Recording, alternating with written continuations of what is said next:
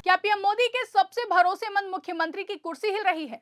क्या असम में मुख्यमंत्री हेमंत बिस्व शर्मा बचा पाएंगे अपनी कुर्सी? कैसे 100 एफआईआर का सामना करेंगे पीएम मोदी के चहेते मुख्यमंत्री?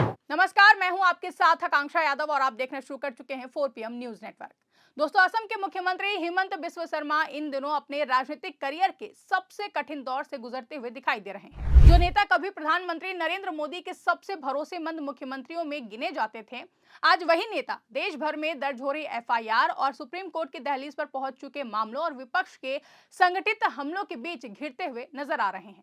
जिसके बाद सवाल अब सिर्फ एक बयान या फिर एक शब्द का नहीं रहा है, बल्कि ये सवाल बन चुका है कि क्या बीजेपी के लिए हेमंत बिस्व शर्मा अब ताकत से ज्यादा बोझ बनते जा रहे हैं। सबसे पहले आपको बता देते हैं कि आखिर पूरा मामला क्या है। तो पूरा विवाद उस वक्त शुरू हुआ जब असम के मुख्यमंत्री हेमंत बिस्व शर्मा ने एक राजनीतिक बयान के दौरान मुस्लिम समुदाय के लिए मियां शब्द का इस्तेमाल किया और उन्होंने कहा कि मियां मुसलमानों को जैसे परेशान कर सकते हो करो, रिक्शे वाले 5 रुपए मांगे तो 4 रुपए ही दो, हम आपके साथ हैं। मुख्यमंत्री हेमंत बिस्व शर्मा के इसी बयान को लेकर अब देश भर में भारी बवाल मच गया है, क्योंकि भले ही कुछ इलाकों में ये शब्द आम बोलचाल में इस्तेमाल होता हो, लेकिन जब इसे एक मुख्यमंत्री राजनीतिक मंच से चुनावी और ध्रुवीकरण के संदर्भ में इस्तेमाल करे तो मामला आम नहीं रह जाता है। यही वजह है कि इस बयान को लेकर देश भर में तीखी प्रतिक्रिया देखने को मिली है और इस विवाद को और भड़काने वाला बयान तब सामने आया जब हेमंत बिस्व शर्मा ने कहा कि कांग्रेस को साफ करना चाहिए कि वो राज्य के लोगों के साथ हैं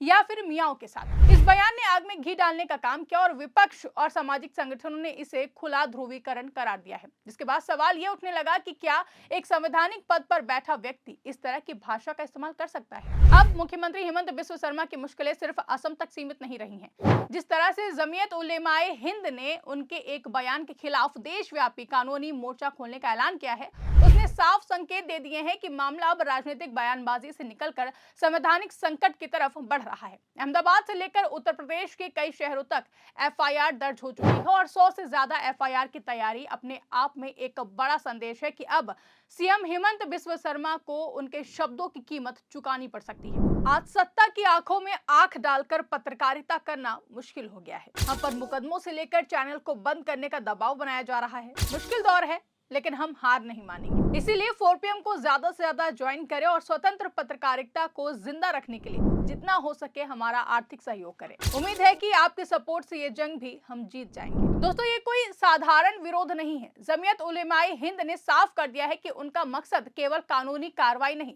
बल्कि ये बताना है कि ध्रुवीकरण की राजनीति को सामान्य मानकर स्वीकार नहीं किया जाएगा। जब किसी मुख्यमंत्री के खिलाफ देश के अलग अलग हिस्सों में एक जैसे आरोप पर शिकायतें दर्ज होने लगे तो सवाल सिर्फ एक बयान का नहीं रहता है, सवाल उस व्यक्ति की संवैधानिक मर्यादा और राजनीतिक भविष्य का हो जाता है। यही वजह है कि कांग्रेस के अल्पसंख्यक नेताओं से लेकर सामाजिक संगठनों तक ने इसे अपमानजनक और विभाजनकारी करार दिया है।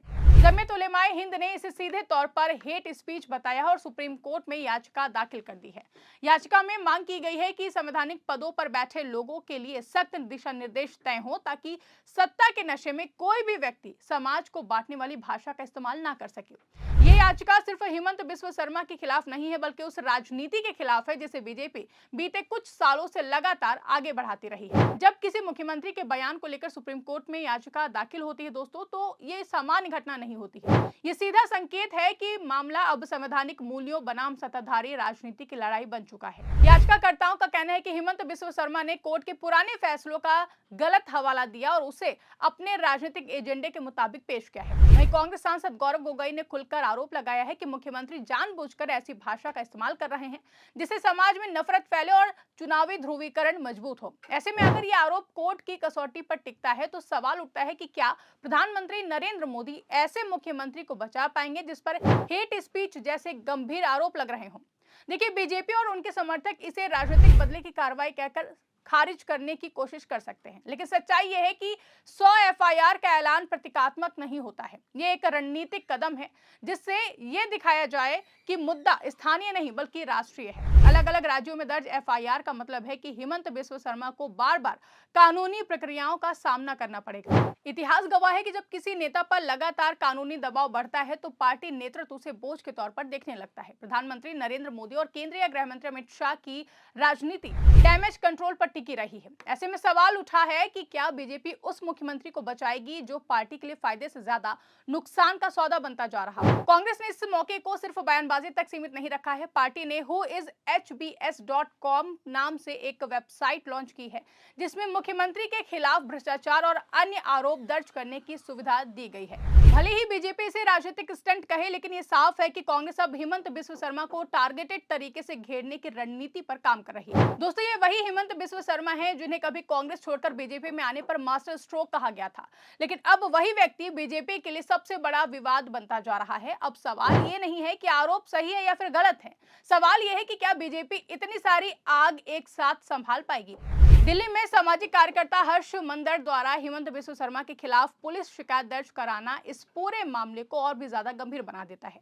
जब नागरिक समाज, वकील, सामाजिक संगठन और विपक्ष सब एक ही मुद्दे पर एकजुट दिखे तो ये सत्ता के लिए खतरे की घंटी होती है। बीजेपी अक्सर ही ये तर्क देती है कि ऐसे लोग अर्बन नक्सल या फिर टुकड़े टुकड़े गैंग हैं, लेकिन हर बार इस तरह के लेबल काम नहीं आते हैं, खासकर तब जब मामला सुप्रीम कोर्ट में विचाराधीन हो और एफआईआर देश भर में दर्ज हो रही हो। गौरतलब है कि सीएम हिमंत बिस्व शर्मा को लंबे समय से पीएम मोदी का भरोसेमंद मुख्यमंत्री माना जाता रहा है। असम में बीजेपी को मजबूत करने से लेकर पूर्वोत्तर में पार्टी का विस्तार, हर जगह उनका नाम लिया जाता है, लेकिन राजनीति में कोई भी स्थानीय नहीं होता है। जैसे ही कोई नेता पार्टी की छवि को नुकसान पहुंचाने लगता है, उसे किनारे करने में देर नहीं लगती है।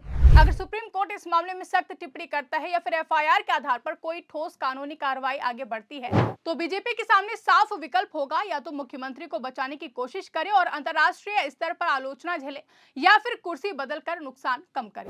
कुल मिलाकर ये विवाद सिर्फ मियां शब्द तक सीमित नहीं है, ये उस राजनीति का प्रतीक है जिसमें सत्ता में बैठे लोग सोचते हैं कि उन्हें जवाबदेह नहीं होना पड़ेगा, लेकिन जमीयत उलेमाए हिंद की देशव्यापी कानूनी मुहिम, सुप्रीम कोर्ट की याचिका, कांग्रेस का संगठित हमला और सामाजिक कार्यकर्ताओं की सक्रियता, ये सब मिलकर ये संदेश दे रहे हैं कि सीएम हिमंत बिस्व शर्मा का राजनीतिक भविष्य अब पहले जैसा सुरक्षित नहीं रहा है।